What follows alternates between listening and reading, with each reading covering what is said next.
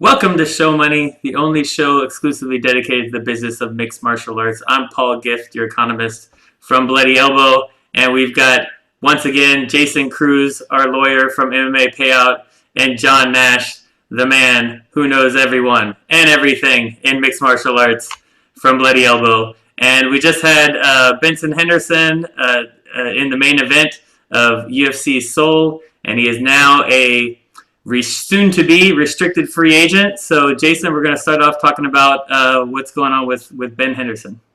Well, this is a pretty interesting situation here because, as we all know now, Benson Henderson has fulfilled his fight contract with Zuffa, and he has indicated he's willing to test the market.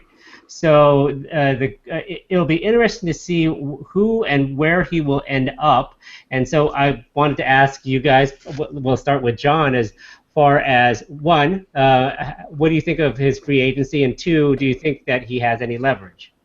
And then we'll go from there. Okay. I think it's actually smart of him. I agree with Josh Thompson and what Koscheck both said, that you should fight out your fights and test the market. That's the only way to know your value. I pretty much agree with that, except for, and especially a guy like Benson Henderson, Bendo, he's the prime guy that could benefit from the new MMA landscape. You have a buyer out there now that wasn't there a year or two ago, that Bellator says they have money now to spend, that they're willing to spend on any free agent. So there's a buyer out there that wasn't there before, and he's also a TV star. As much as a lot of people don't think of him as a star, he's headlined, 10 of the last 11 UFC events he's been on. I think 3 of them were on Fox. So he has to have some value, or the UFC wouldn't keep putting him on the top of cards. And for Bellator, who don't do pay-per-views, he's in the perfect situation where they can afford and offer something for someone of his level, where a pay-per-view star, since Bellator doesn't do pay-per-views, couldn't really offer enough to compete with the UFC. In this case, I think they can compete with the UFC, and with ONE UFC out there, there's a good chance that he'll make a lot more than he did before. So I'm waiting to see what happens, who ends up with him, but I think he'll end up better than he started with.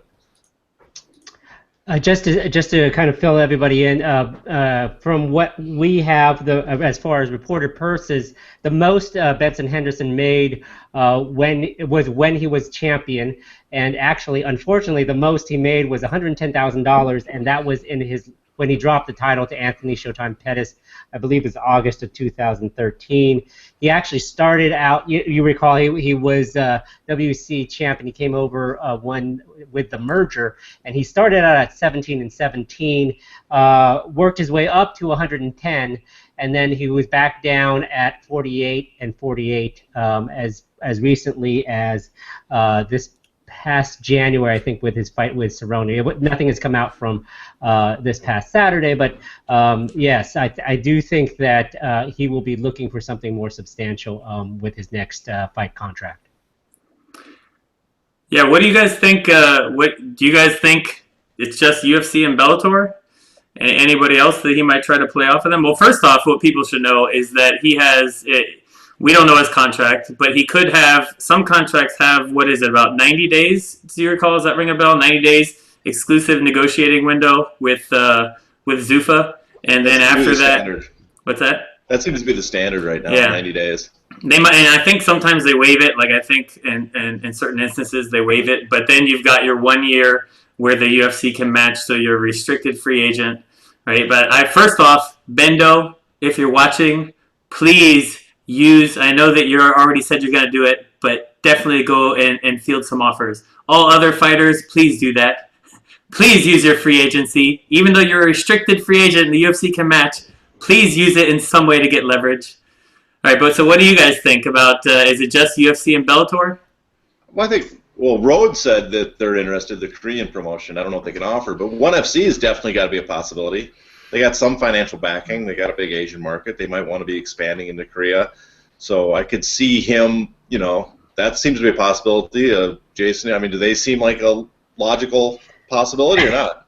I think that Benson is a different kind of guy. I actually got to interview him a couple times, and he's a pretty different guy. And his mother is Korean, and he is deeply influenced by his mother. And it's ONE FC or I don't know anything about the Korean offer from that organization, but I definitely think Victor Cui of ONE FC might be able to persuade him. The only drawback, of course, is that he lives here in America, and all the fights are in Asia. But you never know how if they could work out something, and it definitely could be something he could take a flyer on, and maybe just come up with an offer to present back to the UFC. The other possibility too, though, is that I think with the other promotions, possibility like Rise and ONE FC and Bellator could even allow them to work with each of them. They could have an open contract with those guys. Those guys would be willing to do that, to say, hey, we can't offer you as much, but we can make sure you get a lot more fights because you can work with any of these promotions. So, and we know Bendo likes fights. And we know Bendo likes fights. Yeah, there's if you're fighting easier competition too, and maybe you have a choice, and you get to veto an offer or not who you're going to fight. You have some saying who you're going to fight. That the possibility of fighting 6 times a year might sound really appealing suddenly, or 4 times a year compared to the usual 2 or 3. So there's that. There's a lot of creative ways you could make it more interesting for him from those guys. I think it all comes down to the UFC in my book, though. Do they want? He has value to the UFC, but he actually has more value to like Bellator because Bellator needs people much more. They really have. He's an elite level fighter. If anybody beats him in Bellator, suddenly you have elite level lightweights. Your promotion is suddenly elevated your whole lightweight division or your welterweight division. So he adds a lot more value to Bellator. And also, I know for a fact that a lot of fighters' managers want him to sign with Bellator because when their free agency comes up, suddenly Bellator looks a lot more interesting because they have another elite lightweight over there. If there's only 1 or 2 top fighters there, it's not as intriguing or as valuable promotion to them. They don't have as much leverage. If there's several, suddenly it's like, oh, my position's a lot stronger because there's people for me to fight over there that they can put big fights together. So for those reasons too, is why I kind of think the UFC is not going to let him go because suddenly Bellator takes a notch up and it makes it more enticing for the next guy to go. Yeah, we've talked before about the network effect in sports, and and you have to get that started somewhere. And Bendo is the type of guy that could be the starting point for that. There are only a few key guys, right? Phil Davis isn't one of them. That could be the starting point for something like that. And I totally agree with you that he could be that critical piece, at least in that midweight division area. And so but go ahead. In MMA too is I think we all know from following boxing, and combat sports are very top heavy. It's you don't go progressively. Your value doesn't go up geometrically. It goes up. I should say it goes up geometrically. It doesn't go up. It doesn't go straight value up. So in other words, the top guys are worth 10 times as much as the top 5 guys are worth 10 times as much to promotion as the next 5 guys. Those guys are worth 10 times as much to the next guys, and so. That's how valuable they are. So if you get 2 or 3 guys, the network effect can take over. It suddenly makes it much more valuable for the, if you have a couple top 5 guys, it makes it much more valuable for the next top 5 or 10 guys. That it makes it worth their while to go there and fight them. So it can have a huge a domino effect. Just getting 1 or 2 key, because they already have one in Will Brooks. He's close to being that kind of guy. They have then Chandler the next step down, and they have a few other guys. So if you could add Benson Henderson, suddenly their division looks kind of like what the WC did or Strikeforce did, and then it looks that much more enticing for the next guy who comes up on free agency, if anybody does come up. But it looks like people seem to be headed that way. Now, Jason, since you've been following this, do you think this is this just a sign of more guys trying to test the market? Do you see this continuing, and do we see bigger and bigger names start testing the market in the future, or is this basically as high as it goes? It's interesting because we've seen in the past the UFC lock down a lot of fighters, not a lot of fighters, but certain fighters to longer 8-fight contracts, and that seems secure from one point of view, and perhaps not valuing your own worth on the other hand. So I do think that certain fighters may look at what Bendo does and kind of think, well, I have one more fight left. Maybe I'll just hang on and see before test the waters to see before re-signing with the UFC or thinking of something else. I think it might open the eyes of certain fighters. Now, with that being said, I don't think every fighter has that luxury of perhaps testing the market and being that attraction. I mean, you look at Phil Davis and the UFC. Just obviously just letting him go. Koscheck, the same thing. I think that you have to be a certain level of fighter, and also at the same time be a attraction, have a fan base as well. So we'll see. There's only certain fighters in certain divisions that can do it.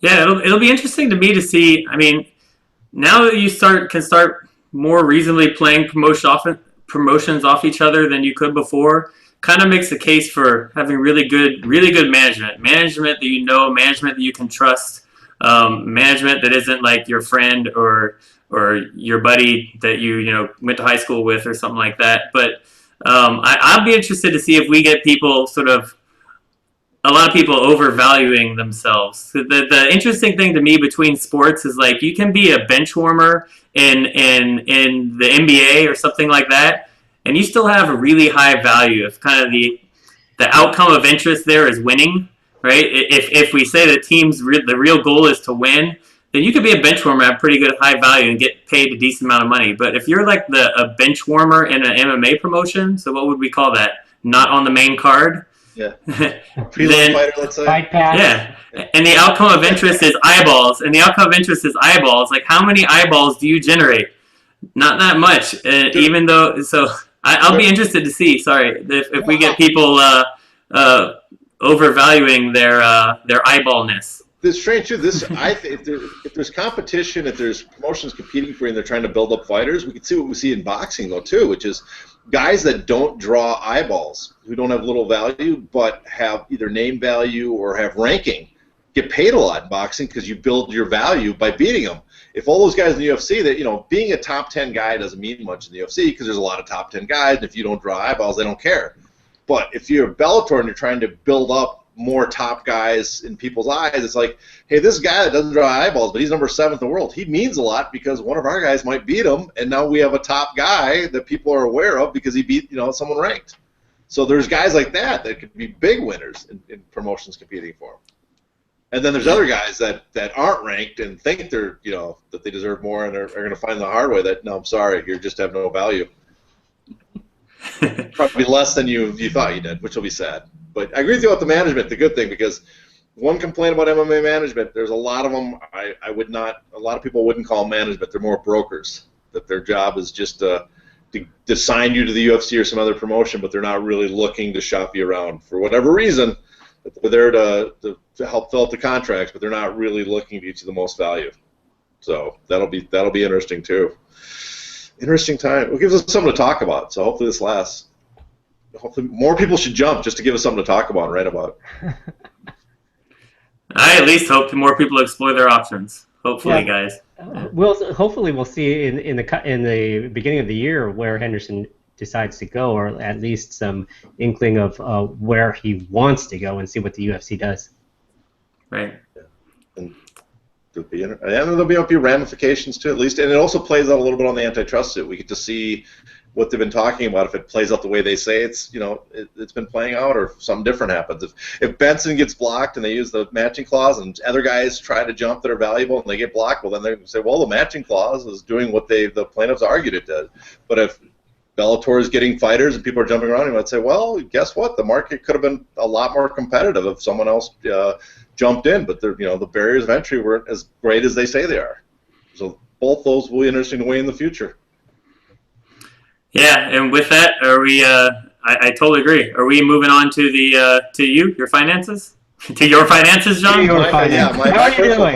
finance. So we're about to talk about John's finances. All right. So for those who don't know, basically, if you've been living under a rock, under a complete and utter MMA rock, you would not know that John spent Tell us, what was it? Years? Oh, Would it be man. years? I don't know, buddy. Yeah, a little over a year. No, yeah, about 15 months probably. Yeah. Oh, 15 months going through uh, offering memorandums, credit rating agency Yeah. reports, all sorts of information he could get his hands on that became public, or I don't know, correct me if I'm wrong here, was either given to him and is not public. Yeah, it's not public. Okay, Yeah. and put together a pretty kick-ass picture of the UFC's finances in a three-part series. What are investors being told about UFC revenues, about UFC debt, and then about UFC earnings? If you haven't seen it, you need to log on to Bloody Elbow and search it and find it, or just Google it and read those. And so, John, let's just start with your sort of general take from the whole experience, right? And if there's any details you want to get into, but when you finished it and walked away from it, sort of what was going through your head? What was your take on the experiences being the man who sifted through their finances? I was really happy I was done with it. That's the first thing. It was. I got to say that it was not my idea to do it. Even I was contacted by another site, another person who paid me to do this. He offered me, asked me to do it. I worked on it a lot. They gave me. I got all the standards of report. And I said, well, there's still holes. So I kept asking people, digging around, trying to get the Deutsche Bank documents. And finally, I wrote some up, but then they didn't want it. So then Kid Nate lucked out and inherited it, so he got it. But it was it turned into just a monster cluster because as soon as I saw what the credit reports report, I know that it gave information, but there was just holes. And if I could fill those holes, we could fill in by just work backwards to fill in these holes.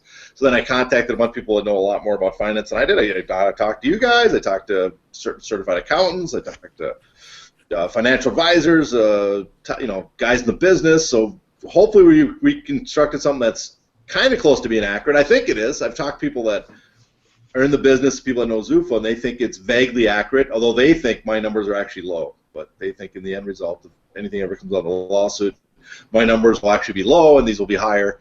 But my one takeaway, I wasn't surprised, I guess, because I just on back of napkin, just writing numbers, I kind of figured it was around these ballpark numbers. But I think it just shows. It's just that when people talk to the UFC, you got to look at it and say they make good money. They've been a very profitable, very successful company since 2005. Since the turn, well, I guess 2006 was the year they really took off. But since then, they've been really profitable. I mean, what was your guys' takeaway when you read it? When I first showed it to you? Jason, go ahead. Do we have Jason? you have me? Oh yeah. Jason, go ahead. I'm here. I was very impressed with the amount of detail and work that had to go through it. I mean, obviously there's a lot of ambiguity there that it was just hard to identify without Zuffa handing over a lot of that information. And I thought that it was really well done. One of the things that I always wonder about and filling the holes and trying to look through all of this information is like how much of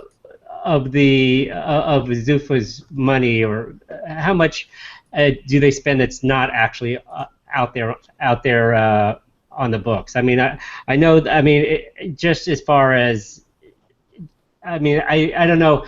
There's if I could come up with a specific example, but like there seems to be a lot of spaces there. Reading through all three articles that they as a company just have not filled in. So it was a great piece to kind of like try to fill in those gaps. I thought it was well done.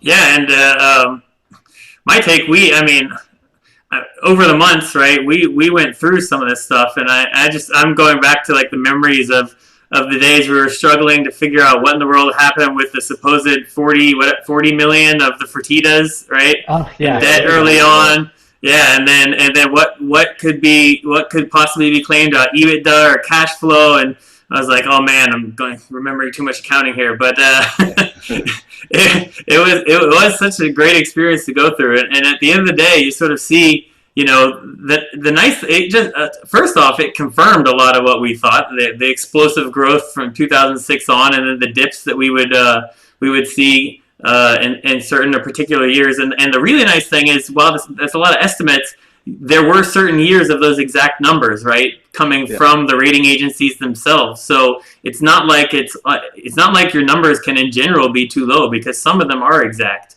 right, where we do pretty much know at least what the rating agencies were told or what was in the offering memorandums.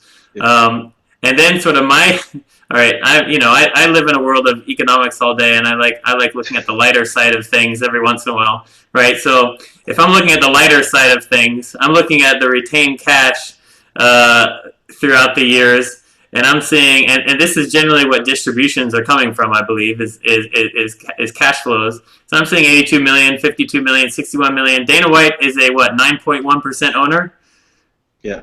So that would be like now, what? He's down. Yeah, starting in 2010, I think it was 9. It went down. That's when Flash bought. It was 10. 8 million, 5 million, 6 million. And you know what's going through my head is, how are these stories possible of him gambling away like millions of dollars if he's getting a distribution of 5 million or something like that? It just, something seems off here. Am I alone thinking that? No, but the one thing we don't include, and we don't know if we don't know if they have executive salaries. They could have executive salaries that are even, they could have no executive. He could be making $2 a year. He could be making $10 a year as an executive, as president. That's one thing we don't cover at all. But yeah, no, I think if you add up all the numbers, what was it? I guess if you took they distributed $269 million to the owners as a loan. They sold a share for $200 million. So that's close to $50 million for Dana right there. Not bad. Then the distributions on top of that. So he's not starving. He's done pretty good over the years as a minority holder. Good point. Good point. You're ruining my gambling. You're ruining my gambling confusion. And who knows? Maybe he's winning. Maybe that's why he works so hard. He's got a serious gambling problem. Yeah. Well. One of the other things that I think that is always going to be, and I think it will always be one of those moving targets, is the pay-per-view numbers. And I know our site reports a lot of it, and you cite to it as well. And it's just one of those things where it's so secretive unless they do well, and then they won't own up to how much pay-per-view it is, how much pay-per-view the buy rates are actually, and I don't even know if you could actually come up with those definitive estimates. It's always a guesstimate game, to be honest. So it's what I know. I mean, there's a few years that they reported to the Deutsche Bank what their pay-per-view numbers were, and for the estimates, I'm actually impressed. I mean, Meltzer, the estimates I think MMA payout almost usually exclusively Meltzer's estimates, isn't that correct? Mm-hmm. So yeah, pretty much. His estimates on an individual basis can be off a lot. I mean, UFC 66 did not do 1 million pay-per-view buys. According to the Deutsche Bank, they reported, much lower than that, under 900,000. But so Meltzer's off on an individual pay-per-view, but if you take a total of the year, I was like, wow, his average per year is pretty remarkably close.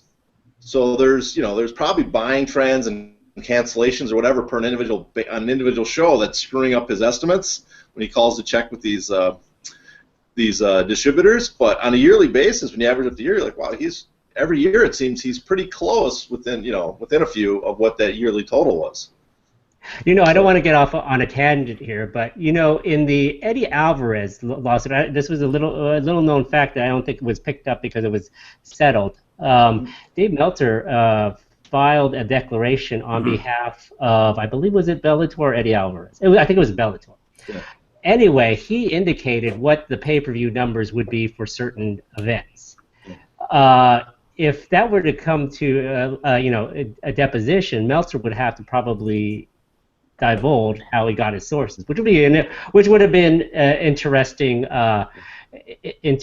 as far as that sort of thing if you're into pay-per-view numbers. But it would have kind of pulled back the curtain as far as how. And I think for Meltzer too is that on the long-term trends, which maybe he doesn't report, is he adjusts them months after the fact.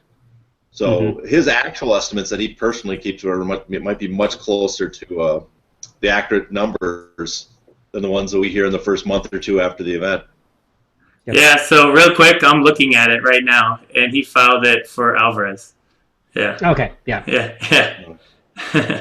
But, Oh, sorry. Go ahead. I guess my question, when you guys were when we did the series, and now it's all done, thankfully, I got one more thing I might add to it about breaking down pay-per-views. That's something I can get out of it. But looking at it, what do you I mean, does this change any? Do you think this will change people's? Does this change people's view of the UFC? Does this mean anything? Or is this just some interesting numbers? We move on. I guess that's the. For me, it's kind of interesting, but I don't know if it has an impact beyond. I guess it has an impact that people in the business have contacted me about it, and they were surprised. But I don't know. Does it have any impact knowing what the UFC business is, or is it just some interesting numbers? I think it confirms what people have been suspecting for a while, in that the UFC is doing well business-wise. I think that I'm not sure if there's anything hugely groundbreaking. I do think, though, that the information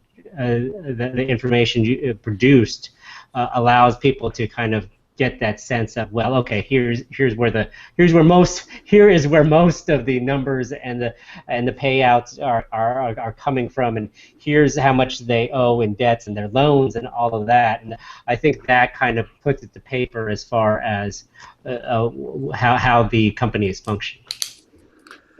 I should say too, and Paul, when you brought up that the numbers aren't have any guesses. People might have missed when, for like revenue, 7 of the revenue numbers were actually reported by either UFC to Deutsche Bank or by Standard & Poor's and Moody's. So 7 of the revenues were not numbers we had to estimate. And then 4 other years out of the 14, 4 other years were based on changes that they said, like the year before, where they gained 18% on revenue from the year before. Well, we have the year before. We can now calculate what this year is.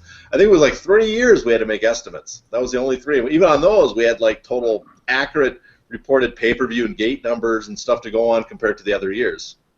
So yeah, and what does every fan want? If they're truly passionate fans of sports, they want transparency about what's going on in their sport. They want to know what's going on in their sport, and we have that in the NBA, NFL, and other sports that disclose their revenues, that disclose how much they share with their fighters, that disclose a lot, not everything, but a lot. And what you did is just open the box sort of wide open, gave us way more than a lot, and we can sort of take it and go from there. And another element that really stuck with me, and while you were putting this together, is sort of seeing the difference between, sometimes how fight fans might talk about a promotion strategy and how the bankers on the other end were talking about the UFC's strategy, right? And remember, correct me if I'm wrong if you touched on this too much or not in the actual articles,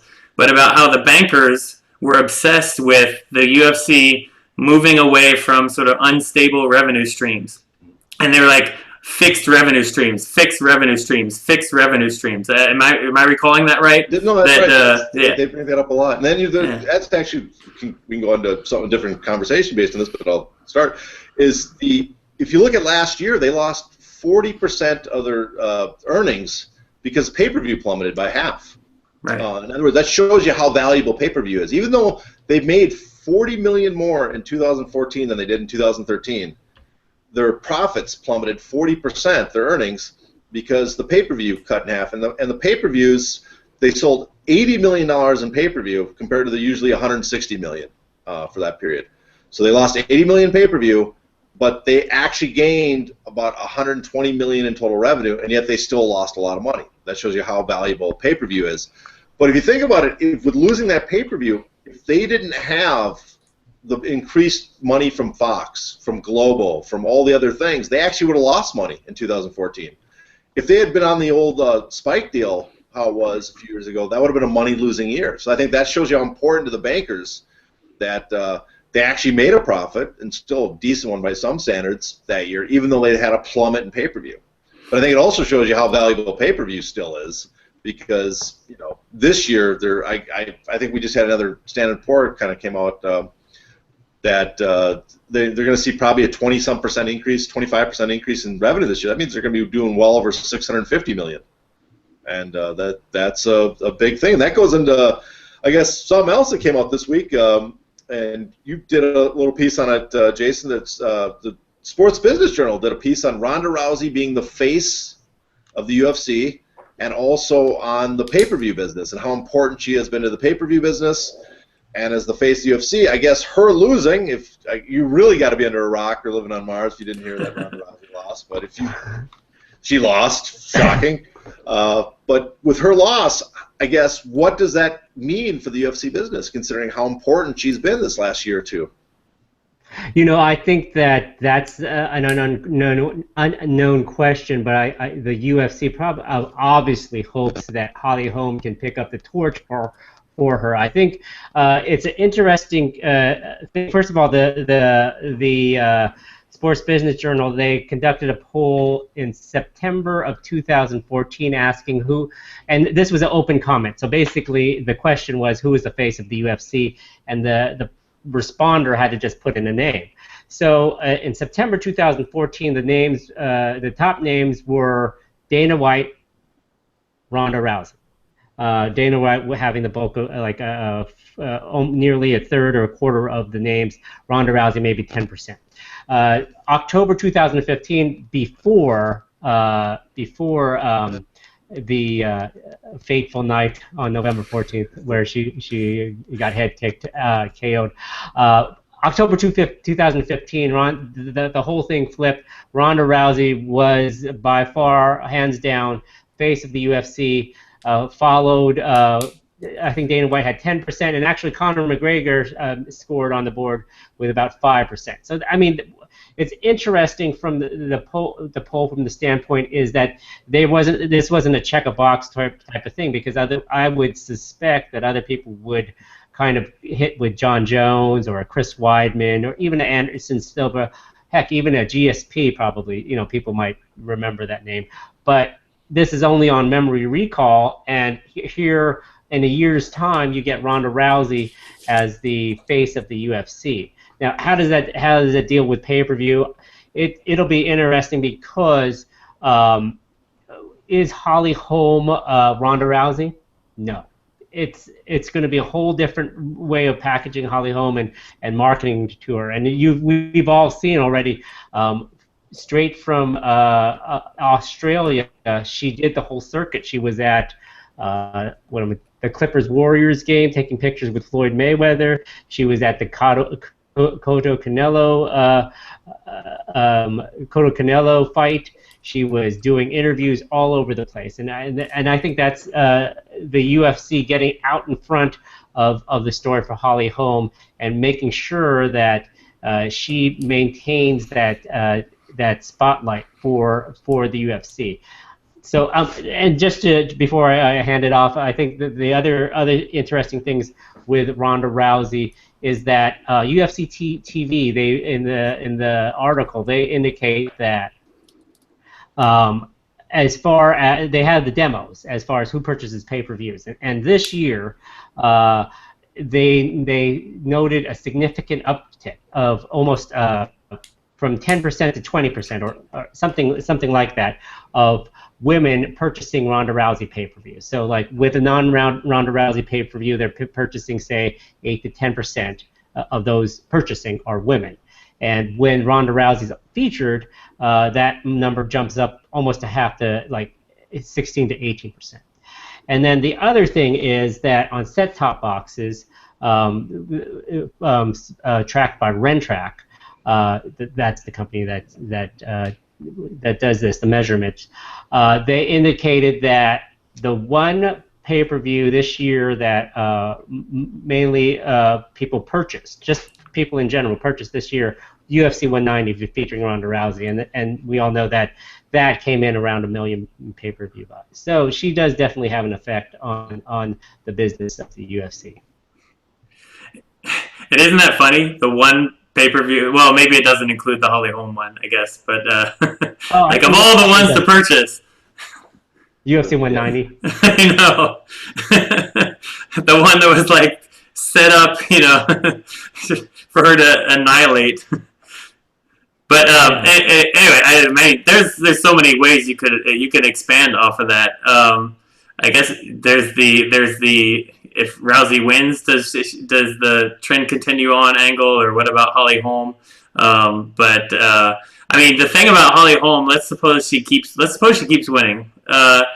To me, tell me if you guys disagree with it. To me, what made Ronda Rousey so popular wasn't necessarily her being undefeated, but I mean, it was how she won, the way that she was winning in the cage, right? And if we get sort of Holly Holm fights versus Rocky, right? That type of decision, then there's no way in hell she's going to be like Ronda Rousey, assuming she even keeps winning, which maybe she will, maybe she won't. But in addition to the personality side outside of the cage, right? I mean, Rousey had some crazy victories in a row, and it's just sort of built off itself, right? The word John was looking for 20 minutes ago, exponentially. Yes, thank you. But I don't know. Do you see Holm winning? I mean, do you assume she keeps winning? Do you think? I just don't see her having like the quality of victories that Rousey had back to back to back to back. Yeah, no, Rousey's she's unique. I mean, people. This is funny too. People identified her as a star from the beginning. I mean, this is, I'll reveal something. When she first was coming to Strikeforce, I talked to a client because one of my day job is I do like advertising, editing, post and stuff. And I talked to her and said, you should get her to do the marketing for this product. And I talked to them about contacting her, and they thought she's a nobody. She's not going to be. They didn't want to even talk to her. But I was picked, and it wasn't like I was like magically had foresight, like I'm really good at picking star power. People were already telling me that she was the next thing when she gets into Strikeforce.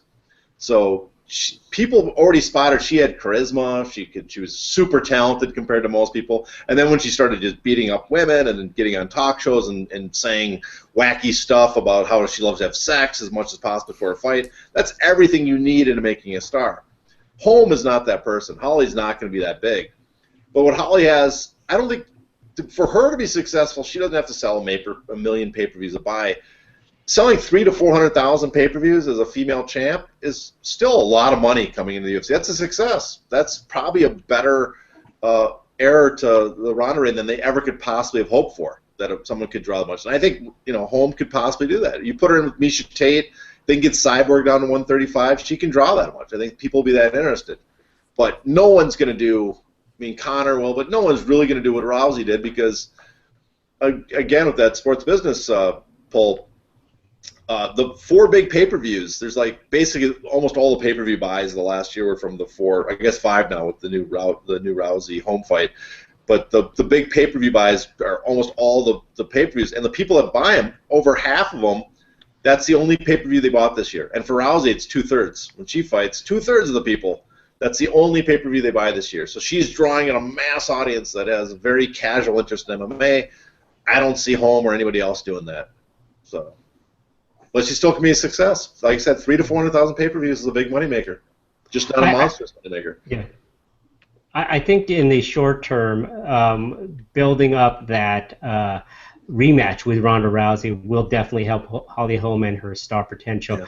But I think as we all know, I mean, if you saw that Go Big press conference at the beginning of September, she looked, Holly Holm, she looked very uncomfortable, like she didn't want to be there or sell the fight. She didn't want to talk smack. She didn't want to do anything like this or that, And it's that's unbecoming of a fighter trying to sell a fight. But there is a certain population that will like her in that she's soft-spoken, she just does her thing, But will that be 1 million pay-per-view buys? No, probably not. Like John said, at 300,000 to 400,000, she gets a solid core audience, and it will be dependent upon her opponent much more than when Ronda Rousey fought, as far as selling fights. Yeah, I mean, personally, sorry, I didn't want to, but I just if I was Rousey, I don't think I would take that rematch. She's supposedly going to shoot a movie this spring. How can you be training against Holm and getting better and improving so you can take it if you're going to be shooting a movie for half that time? I would kick the can down the road and take another fight and delay to the end of the year before I take on Holm. But Just want to get that in before I forgot. Go ahead, Paul. No, I'm fascinated to see what she's going to do about changing camps or when she's going to fight next. Big moment for her. Sorry, go ahead. Won't they want her for UFC 200 in some capacity to fight to do the rematch or fight somebody? You would think. I could see her. I mean, put her on 200. You could put her against someone else on 200. I mean, she doesn't. It just doesn't have to be. 200 is going to sell a lot already. I think if you get let's say Conor beats Aldo, it could be Conor Edgar on 200 with Ronda versus Misha 3. That's still gonna. Well, I guess they're shooting for record books, but I just don't. For Ronda's sake, I mean, for the UFC, yeah, putting her against Holm on 200 probably makes a lot of sense. You're shooting for the biggest pay-per-view you've ever done, but for Rousey's career, if she seriously wants to win the fight, and I was the people behind her, I'd probably delay. I mean, why? If you don't think she can beat Holm right now, why put her in that fight and ruin not just her career and her MMA career, then you're ruining her acting career possibly. That's true. That's true. So we all know UFC 200 is going to be DJ. Come on, guys. Come on. That would be great. Unfortunately, it's going to be UFC 199. That's right. But I forgot what I was going to say now about Ronda Rousey. Anyway, I'll let you guys go until I figure it out. Trying to figure out what you're going to say. Let me guess what Paul was going to say. No. But that stat, what was that stat again about the 5 pay-per-views, the 4 pay-per-views? Oh, the 4 big. They're talking about the big pay-per-views of the year. Jones, Cormier, the Conor McGregor 190, and then 189, and then 190, and Rousey's first pay-per-view of the year, or maybe just 190. I can't remember. But all those pay-per-views, the biggest sellers, half the people that bought them, that was the only pay-per-view they bought this year. And then with Rousey and Beth and UFC 190, 2/3 of the people, over 60% at least, that was the only pay-per-view they bought this year. Right. So, yeah, that stat sort of, not perfectly, but very well encapsulates combat sports in my mind, especially mixed martial arts. I mean, the value of the headliner. You can't. I mean, it just keeps getting. I'm the analytics guy, but I'm the believer that it's hard to do good statistical work to sort of prove this because the models get so weird. I've seen a bunch of them where like the price variable on a pay-per-view ends up being positive, that if you raise the price, people buy more, and they just you can't make a good argument that way. But just this sort of anecdotal evidence, the value of a headliner in these things is just so incredibly massive, and that stat just sort of sorry, one last thing, and that's why when people were saying sort of last year that pay-per-view is dead and whatnot, you have to look and say, well, what happened to the headliners? Give me a year with really good headliners and low pay-per-view numbers, and then I'll start thinking the pay-per-view is dead. If it's a year with bad headliners and low pay-per-view numbers, I'm not there yet. Yeah, I think boxing really demonstrates it even better because boxing, HBO's even talked about it. They got rid of most of their pay-per-views because they realized that people were only buying a select few number of pay-per-views per year. We just had, I guess the new estimates now for Pacquiao Mayweather are 4.65 million it sold. That right there just shows you put the right fight together and you will sell as much as possible. Canelo and Cotto sold, I guess there's questions about the actual numbers, but maybe 700,000, maybe 900,000, and then Triple G only sold 100 to 150,000. So right there shows you need something to capture the general. The hardcore fans are not enough. Both sports have a very small number of really hardcore fans. You've got to capture the people that are only going to watch a couple events per year. You get those people, and that's when you see those giant numbers. And that's why I expect the next UFC is going to do gangbusters because all the MMA fans are going to be talking to their casual fans about this great card. And people are going, I got to see that crazy Irish guy. Can't remember his name, but I got to go see him. Let's go watch that. Oh man, I cannot wait for that. Cannot wait. I've been purposely not paying attention because of the famous injury bug. But as we get closer, now I'm starting to pay attention. I'm like, that's a great card. That's a triple. That's the best triple header we've ever seen, I think, in MMA on a UFC card. On any MMA card. You're talking about the 3 events that not the 3 events. You're talking about the one UFC 194 alone. The final 3 fights. Yeah. That's crazy. I mean, personally, Rockhold Weidman is maybe the second most intriguing fight, maybe the most intriguing fight of the year between two guys, and yet that's the co-main of another fight that might be one of the most intriguing fights of the year. The only fight that compares to those two all year, to me, was Cormier Jones, and I don't know if it equaled these two. So you take the three most intriguing fights of the year, and two of them are on one card, and then you got the third fight on it could be headlining an event. I think that's a pretty damn good card. That's just me. I might be overestimating, but I think that's a pretty good card. Hell yeah! I was just thinking today about the things that I'm gonna write that week, or what I want to put out that week, and I'm like, oh, maybe I'll put this on a Wednesday, maybe I'll put this on a Friday, right? And something about like the judge specific tendencies, and then I'm like putting it on a Friday about 194. I'm like that. Just realizing today that's Frankie Edgar, Chad Mendez like morning. They're literally gonna get no love as we get into that. I'm gonna be obsessed with 194. We're about to get Frankie Edgar, Chad Mendez. I'm just thinking about how much is going to be spent on Sage and Page when there's all these great fights. I'm going to be at that one. So good, but it's not, but for Edgar Mendez, that's right there. That's as good a fight. Right, on most months, that'd be the best fight of the month. That would barely make the main card of 194. It'd be the fourth fight down. Yeah. Monster year, say. That's the end of the year for them, and that's a crazy way to go out. It's going to be you're going to have to summarize the financials at the end of the year, because that is going to be a crazy 2015. Yeah, it's a big turnaround from last year. I'll say that much. From what they were, everybody was all gloom and doom last year on their pay-per-view numbers, and this year back now. Can they keep it going? I don't know, but that's some. Actually, what do you guys estimate? What do you think 194 is going to do? Do you think it'll do gangbusters, or do you think it's going to be kind of hurt because all the attention 193 got? Do we lose Jason? You there? Yeah, I'm here. I think if everything, cross your fingers, if everybody's still on the card by December 12th, I think it could do. It will do over 1 million pay-per-views. It might get 1.1, get to 1.1, 1.2, depending on what happens throughout the week. I think that could be something. It's not going to hit 1.6. I don't think it's going to hit the record. UFC 200 might, but this one's going to be pretty huge. I mean, I think that they will really hit the end of the year really well. All right, guys. Do we have anything else? No, that should do it. I guess the next one comes in about 2-3 months, so people should be on the lookout for that one. Not 2 or 3 months for everyone. for everyone who's still with us. This one, Happy New Year, guys. Consistent with everything we do. This one goes longer than expected, and I tried to get them separated into individual ones, but we were going to have a pretty good discussion about World Series of Fighting and everything that's going on there. If you're paying attention to that, right? A lot of us are the people who are in the mix on that stuff.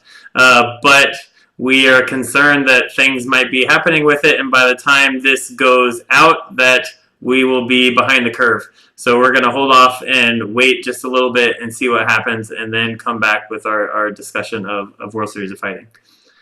So with that, are we calling it a day, guys? Sounds good. Good. Time for a nightcap. All right, everyone. Well, I'm in my pajamas already, so. That's making the final edit, by the way. Until we see you again, keep doing business as usual.